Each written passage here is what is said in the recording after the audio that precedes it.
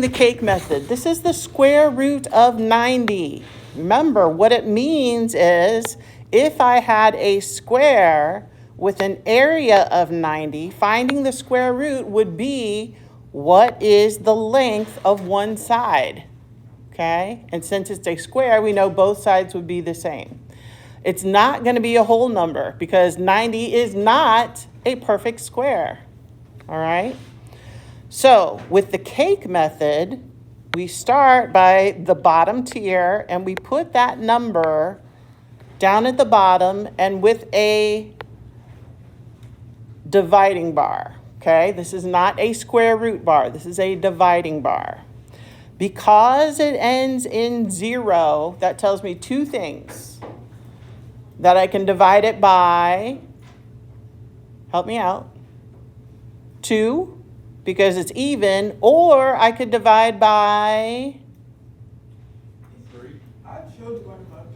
3. I could divide it by 3. I guess there's 3 things. Or I could divide it by 5. 9 is not prime.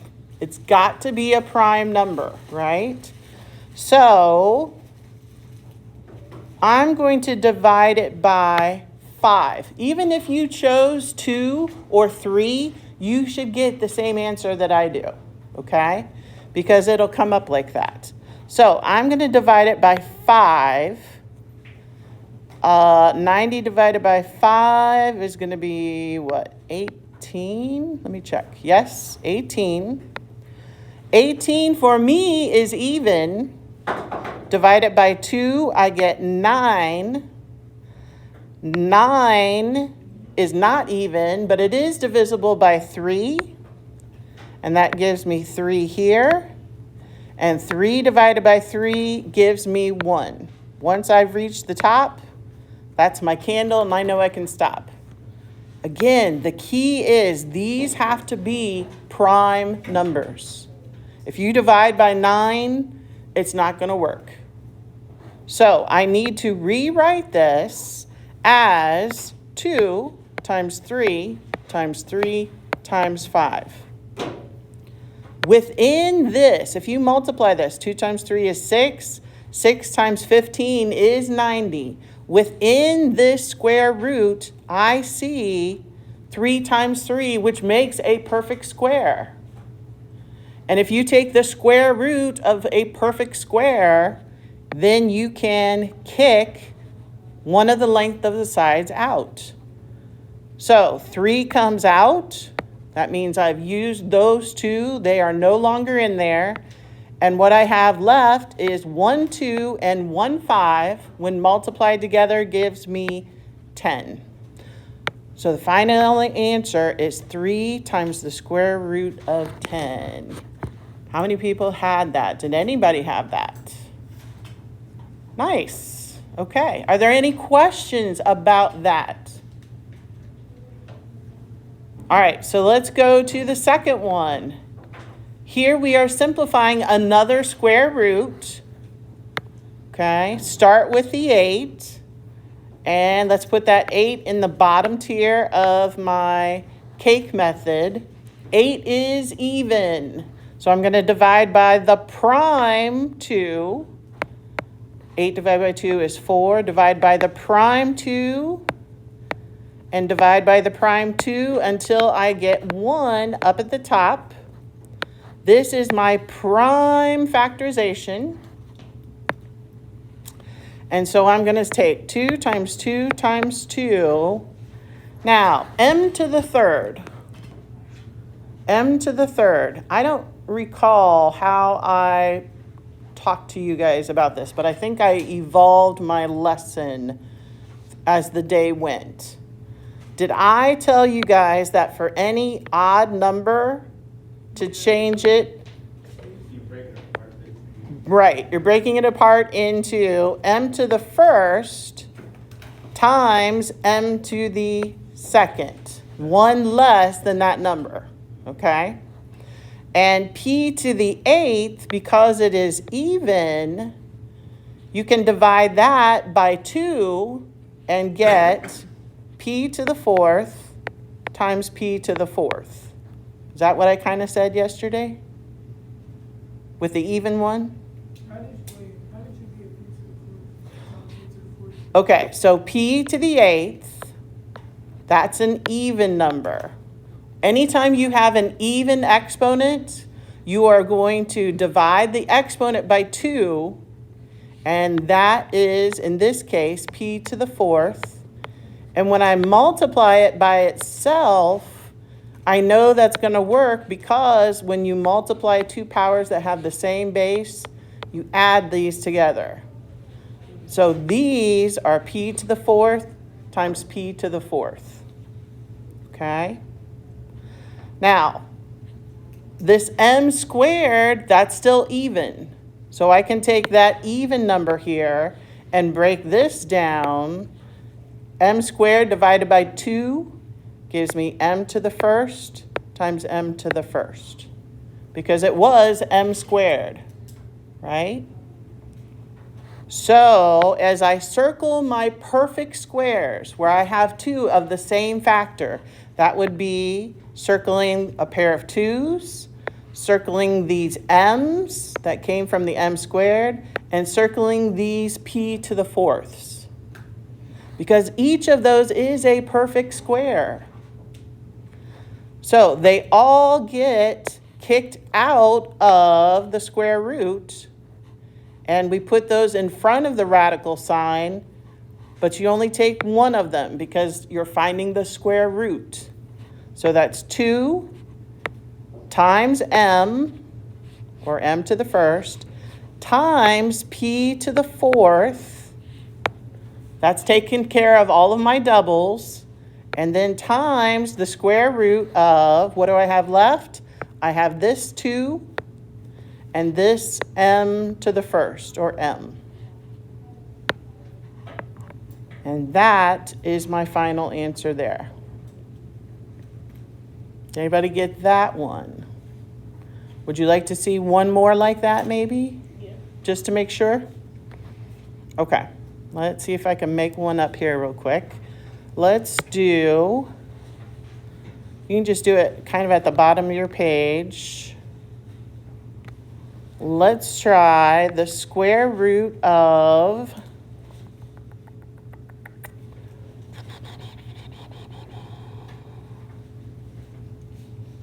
27 r squared t to the 3rd. 27, the square root of 27 r squared t to the 3rd. And the directions would say simplify. Okay, simplify. All right, so start with that coefficient, 27. Let's put that in the bottom tier of your cake. Remember, this is only a division bar, not a square root bar. So 27 is not even, doesn't end in 0 or 5. It is divisible by the prime number 3, which gives me 9. 9 is divisible by the prime number 3. And 3 is divisible by the prime number 3. That gives me my candle.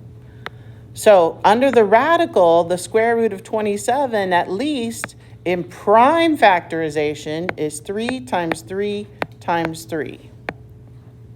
Okay? R to the 2nd power. That's an even number. Divide it by 2, and that gives you r to the 1st times r to the 1st. And then I have t to the 3rd. That's an odd number.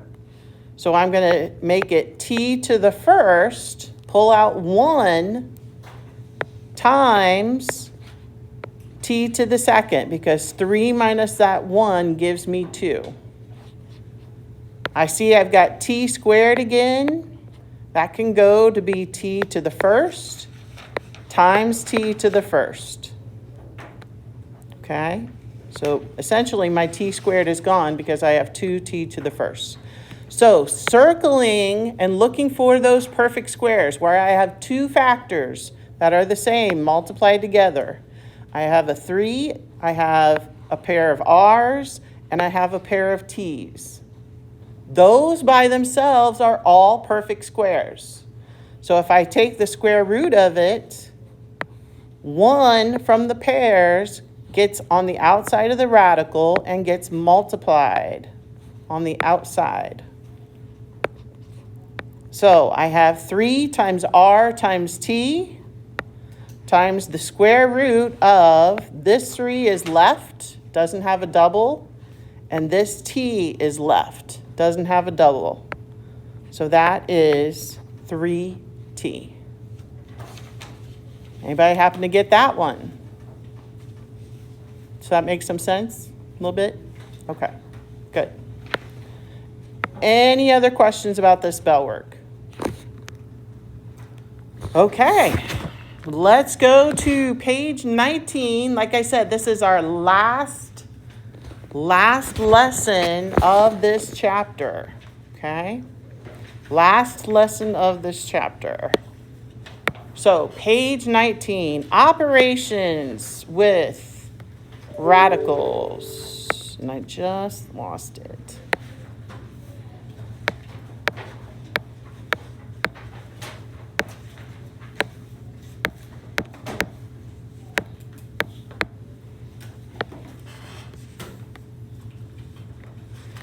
Okay.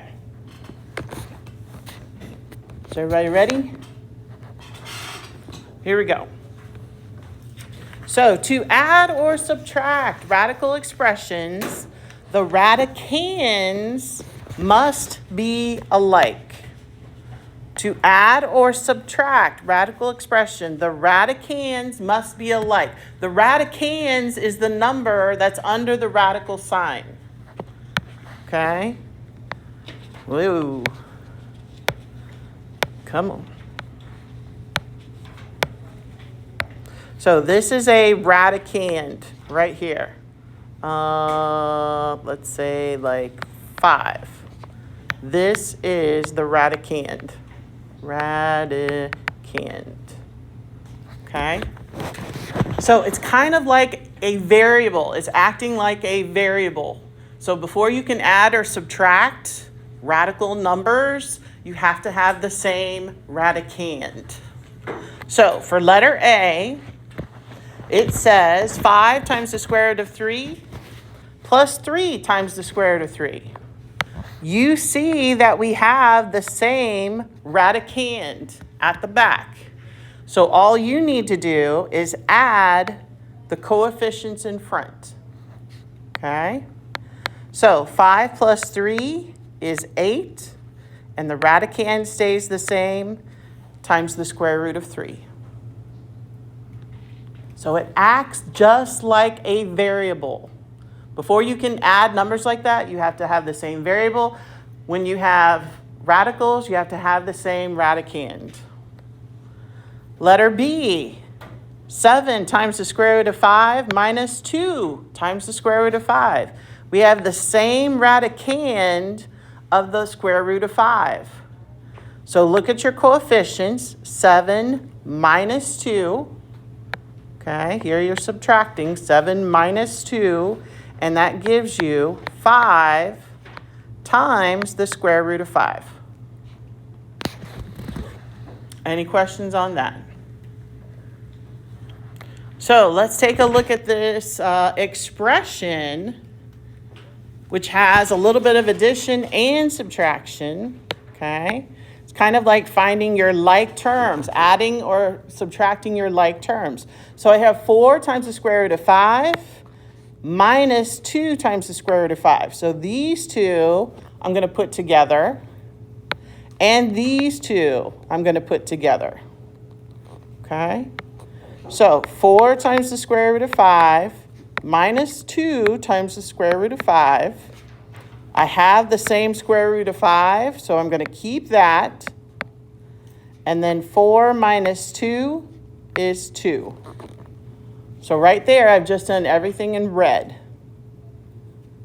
Now I'm going to look at my others. I've got 3 times the square root of 7 plus 7 times the square root of 7. They have the same radicand. So in this case, I'm going to add their coefficients to give me 10 times the square root of 7. I can't add these together because they have different radicands. So that is your simplest form. What questions do you have on that? All right, I want you to try the one at the bottom, the check. See if you can do that one on your own as I'm coming around.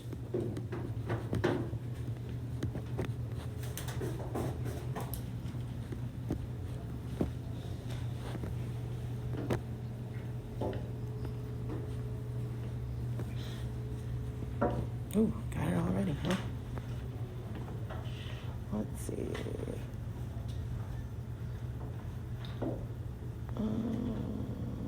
Be careful. You have negative 14 plus 11. So check the signs. That's negative 14, okay? Otherwise, the first one looks good. Can you try this one? Okay, it's just like combining like terms. So if they have the same radical number, like here with the 19s, take whatever you have for the first one and subtract the 3, the coefficients. But what's under the radical stays the same. Question? Okay. All right, so let's take a look. What are my like terms here? Jordan, what are my like terms?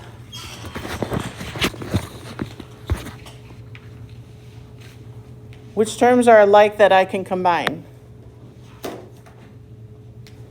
I cannot hear. A little bit louder.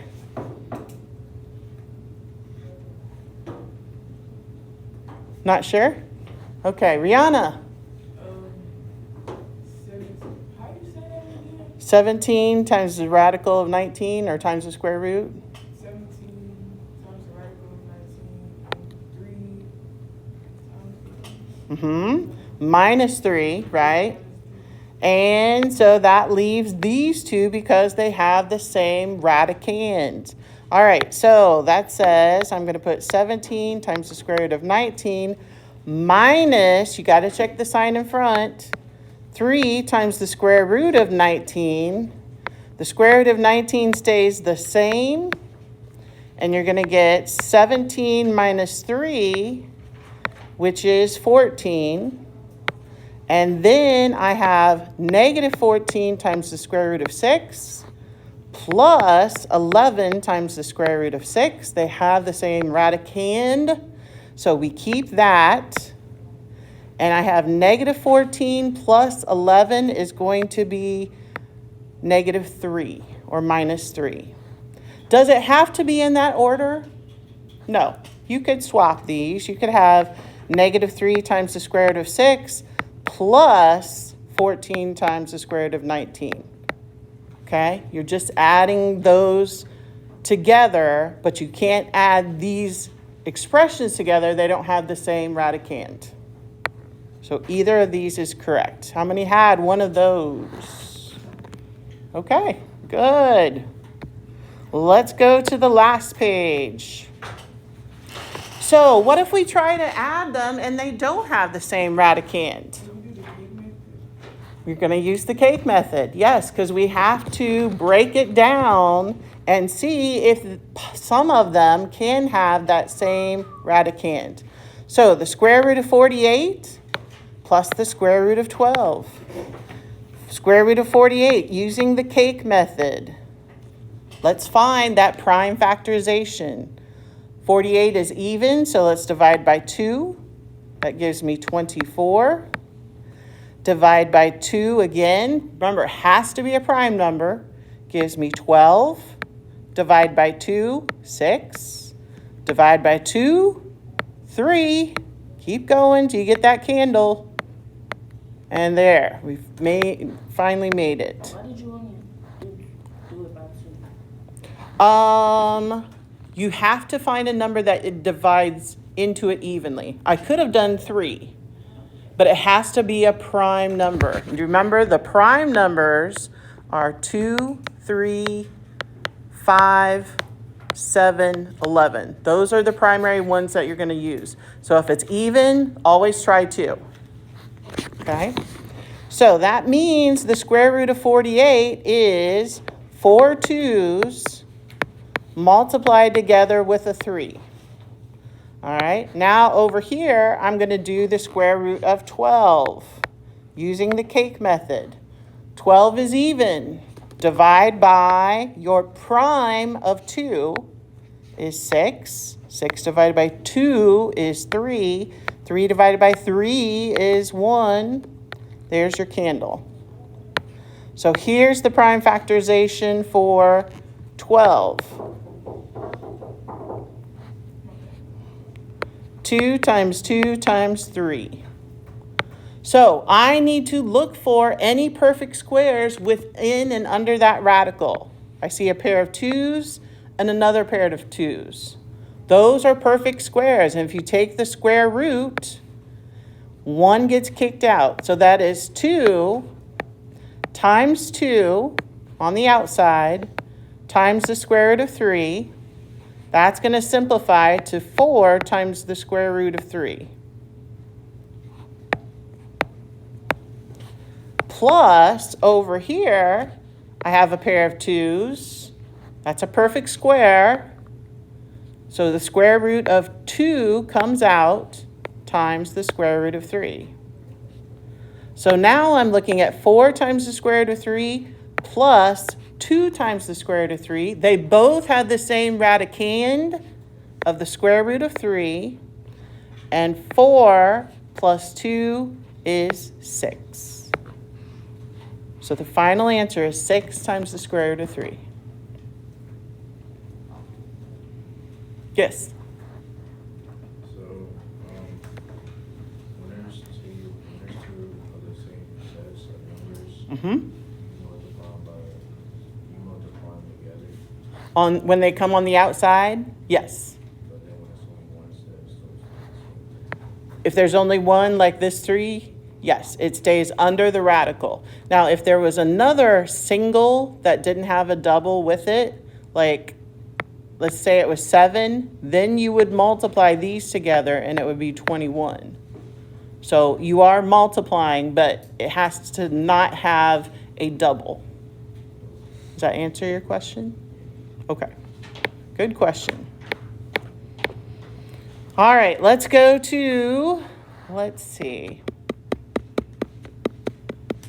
Let's go do A. I guess we'll start with A. 3 times the square root of 75. So the 3 is already on the outside. We use the cake method to find the square root of 75. So remember, you're dividing here. It ends in a 5, so you will divide by 5. You could also divide by 3, but this will work fine. So 75 divided by 5, I believe, is 15. 15 ends in a 5, so it's divisible by the prime number of 5, and that gives you 3. 3 divided by 3 is 1. So my prime factorization is 3, and we got to leave that 3 on the outside, times the square root of 3 times 5 times 5. Here I see a pair of 5's. That is a perfect square. 5 times 5 is 25, and the square root of that is 5. So I'm going to take the 3 that was already out front times the 5 that I just pulled out, and what I have left is 1 3 inside the radical. 3 times 5 is 15 times the square root of 3. Now that is all just for that first term. Okay. Can you go back to the after you put the 1 on top of the case? Okay. So my number here The 75 is what was on the inside. So this is the prime factorization for the 75 part.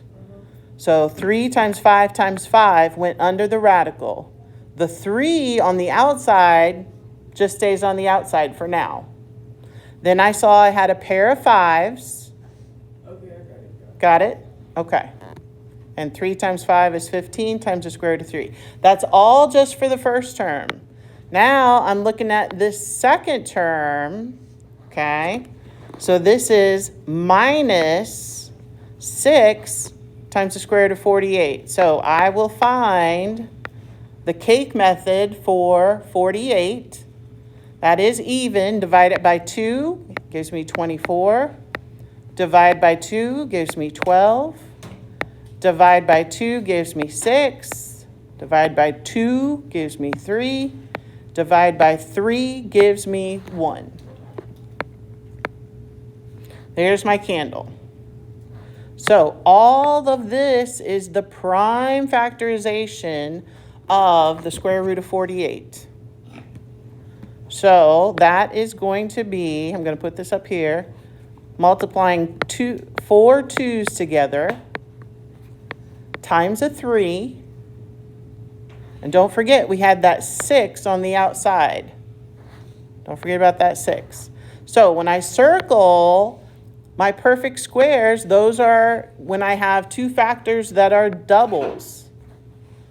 Okay? So this is the perfect square 4. The square root of that is going to be 2. So that's 6 times 2 times another 2. And what do I have left? The square root of 3, which stays under the radical. When I simplify, 6 times 2 is 12. 12 times 2 is 24. Yes.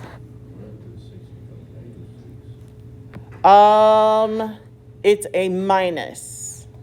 So we're not multiplying. It's just the minus. So I put the minus here in the middle. But yeah, I should have done my cake over to the other side. So I'm looking at 15 times the square root of 3 minus 24 times the square root of 3. They have the same radicand. Let me put this over here. 15 times the square root of 3 minus 24 times the square root of 3. They both have the same radicand. That's just like a variable.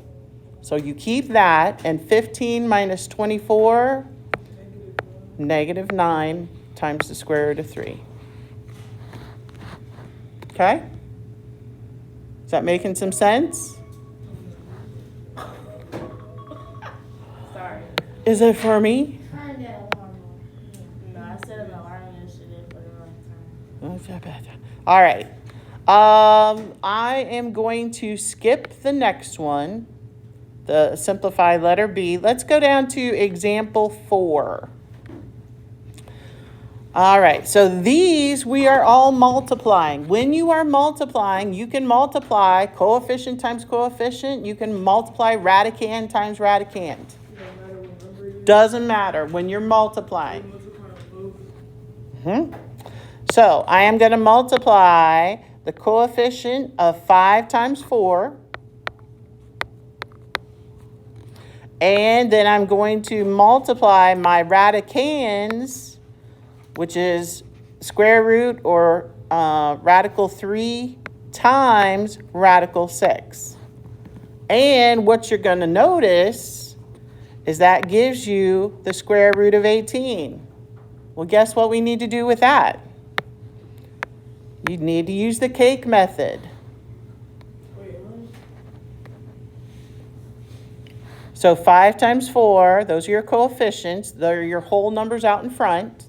Those you can multiply. The radicals stay under the radical, bless you.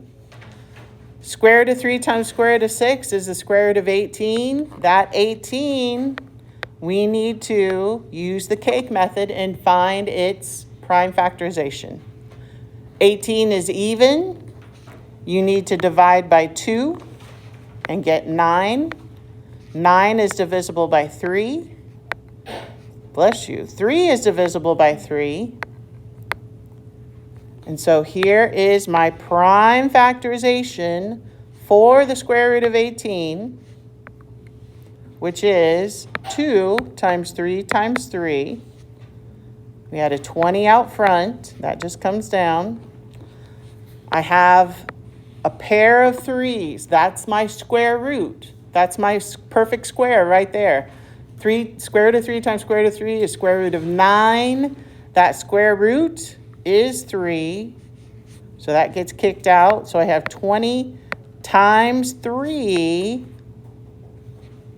times what I have left inside. I'm sorry, I cannot talk today. 20 times 3 is 60 times the square root of 2. That is your final answer.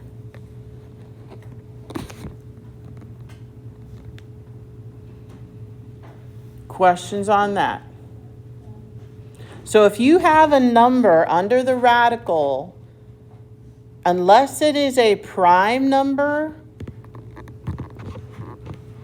you probably should check with the cake method and make sure you don't have any perfect square that works as a factor in it, okay? All right, you guys want to try? I want you to try that last one on the simplifying. 3 times the square root of 10 times -9 times the square root of 6. Got it? Maybe? I just wanna know if the 6 is -2. No, it is not. Good question. Oh, Tinder. You're making this old lady pick up your paper. Hey. You try this. You know how to do each part, okay? I know it's not the most exciting feature. This is not the most exciting subject. But it can be here. Try to do this, okay? What am I doing? We're multiplying. So here, coefficient out front times coefficient out front, under the radical times under the radical. Okay. Now, it's fine. You are going to have calculators for this test on Friday, but you need to realize you're going to have to show the cake method for each one. Okay? So you might be able to check with the calculator, but you need to show all of your work using the cake method. Okay?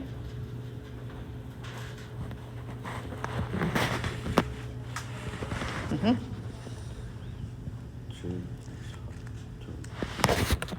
No, you need to take coefficient times coefficient because we're multiplying.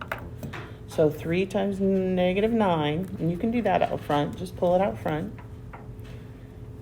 And then take your radical, and see 2 times 5, that doesn't simplify at all.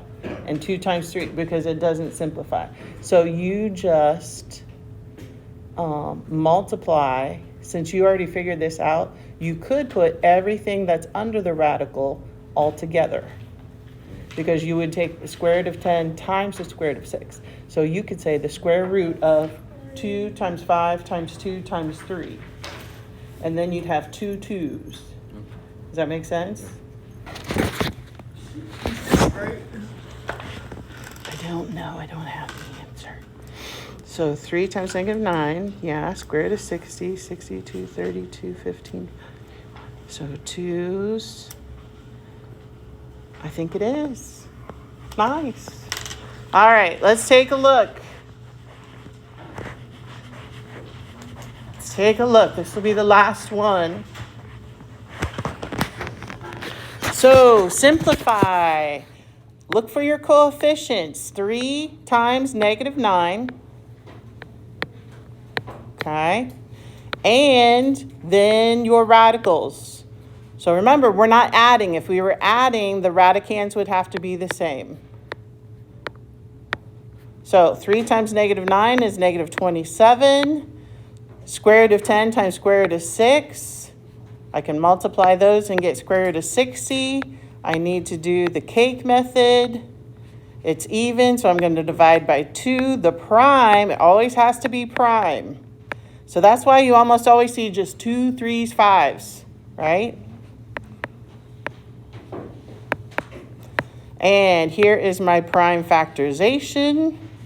So this is negative 27 times the square root of 2 times 2 times 3 times 5. Here is a perfect square. So one of those 2's gets pulled out. Negative 27 times 2 is the square root of that perfect square 4. 3 and 5 don't have partners, so I multiply those together, and my final answer is negative 54 times the square root of 15. Did anybody happen to have that? Question? So you know how you have to put the 2 times 2 times 3 times 5? Yes, Doesn't matter what order you put. it does not. Because 60 is also divisible by 5 and 3. Okay? All right. Oh, goodness. So, homework number 3 is due tomorrow. Okay? And I gave you the review. The review is going to be due on Friday. You can start working on that now. That tells you the kind of problems that are going to be on the test. Tomorrow, I will do some kind of collaborative activity. I'm not sure if I'll have the whiteboards out and we'll do a bunch of different problems, or I might have you do around the world something. Okay? We'll see.